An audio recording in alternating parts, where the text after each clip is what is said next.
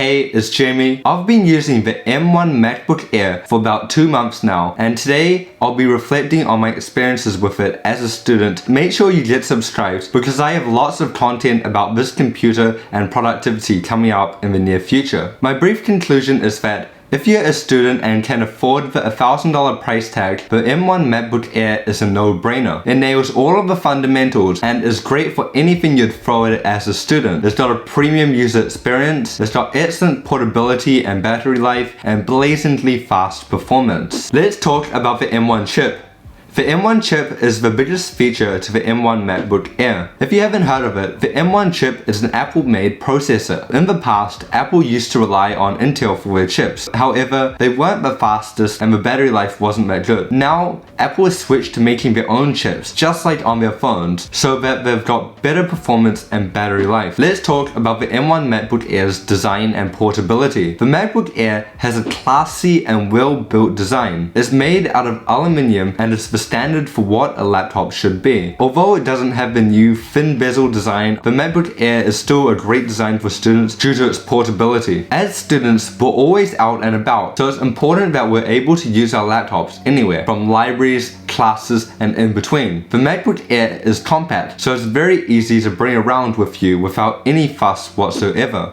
Battery life also goes hand in hand with portability. Apple claims that the M1 MacBook Air delivers 15 hours of web browsing. In my daily usage at school, I can normally end the day with 60 to 70% of battery after 3 or 4 hours of usage, which is still pretty good. So you could probably expect the M1 MacBook Air's battery to last between 7 to 10 hours, depending on how you choose to use it. However, when you do have to charge the MacBook Air, it's only got 2 USB-C ports on one side. So there's essentially only one free port when you're charging it. Let's talk about the M1 MacBook Air's performance. As students, it's important for your laptop to meet your current and future coursework needs. The MacBook Air is absolutely insane in terms of performance, and the M1 chip makes everything from opening up apps, logging in with Touch ID, and general usage feel incredibly responsive. As a student, I often have many apps running at the same time, and the MacBook Air breaks no sweat whatsoever. So it's ideal for anything such as essay writing, emailing, and note-taking. The MacBook Air will definitely be able to keep up with any work you choose to throw at it as a student for the foreseeable future. Also, if you've got an emerging creative hobby, or if you're an art student, you'll be pleased that the MacBook Air also meets your performance needs, and you don't have to spend double the money for a MacBook Pro. For example, I used to use a 2019 15-inch MacBook Pro, but now the MacBook Air has replaced that and performs just as well, or if not better. And did I mention that this is all done without a fan, so that you can stay focused on your work without being interrupted by your fan spinning up to sound like a jet. In terms of the configurations, the baseline configuration comes with 256GB of storage and 8GB of RAM. This should be fine for most students currently. However, if you plan on having lots of tabs open, running multiple apps at the same time, or using your computer for many years down the road, I definitely recommend considering upgrading the RAM from 8GB to 16GB. The RAM is non-upgradable on this, so you might as well get the configuration that you'll need in the future. Let's talk about the MacBook Air's user experience. The MacBook Air just works. Compared to Windows, which can have very conveniently timed updates or have driver issues, I've found that the MacBook Air just works so that you can spend more time getting your work done. Let's talk about the MacBook Air's keyboard and trackpad. As students, we often have lots of things to type. The MacBook Air's keyboard feels crisp and snappy. To the top of the keyboard, the MacBook Air just has standard function keys, which just work and are great. If you're considering getting a 13-inch MacBook Pro for just the touch bar alone, I'd suggest to not consider the touch bar in your purchase decision. The touch bar is a gimmicky feature. The MacBook Air's trackpad is also excellent. It's a very large size for a laptop, and that means it's got lots of room for multi-touch gestures, which level up your computer experience. Let's talk about the M1 MacBook Air's display. The MacBook Air's display is great for student needs. It's a decent size and it appears crisp and colorful, so it's great for getting any work done as well as relaxing by watching films. It is relatively bright, however, the screen's only 400 nits, so it does appear a little bit dim outdoors compared to a MacBook Pro. Furthermore, if you're into photo editing or doing a bit of graphic design on the side, you'll be pleased to know that the MacBook Air's screen is incredibly color accurate, so all of the colors will appear to be correct. Let's let's talk about the MacBook Air speakers. The MacBook Air speakers are great for students and they deliver a good amount of bass and exceptional clarity. Furthermore, the MacBook Air sound fills an entire room. Let's talk about the MacBook Air's webcam. With many of us having online classes or having to meet up online still,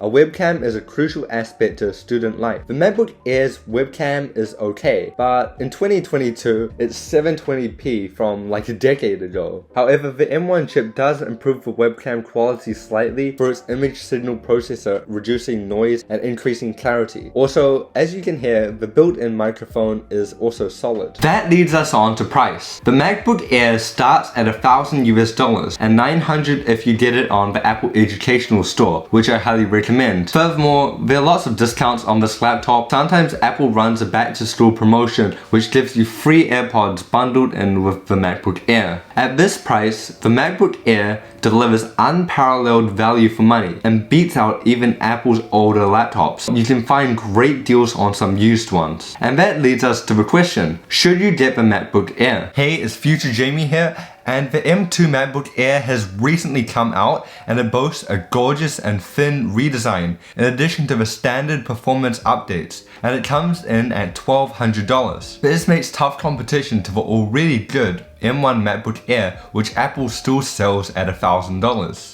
In spite of a new model, the M1 MacBook Air is still a great laptop for students, and it's going for even cheaper prices such as $800 to $900. So there is a bigger price gap with the M2, and you can also get used ones. Personally, I'd go for the M2 MacBook Air for the extra flex. It's a new redesign with a better screen, better webcam, and also MagSafe, in addition to performance boosts. But if you're really strapped for cash, the M1 MacBook Air is still a great laptop for students, especially considering its budget price. Thank you for watching, and if you liked this video or found it useful, please comment, like, and subscribe, because I put lots of effort into these videos, and I'll catch you in the next one. Bye!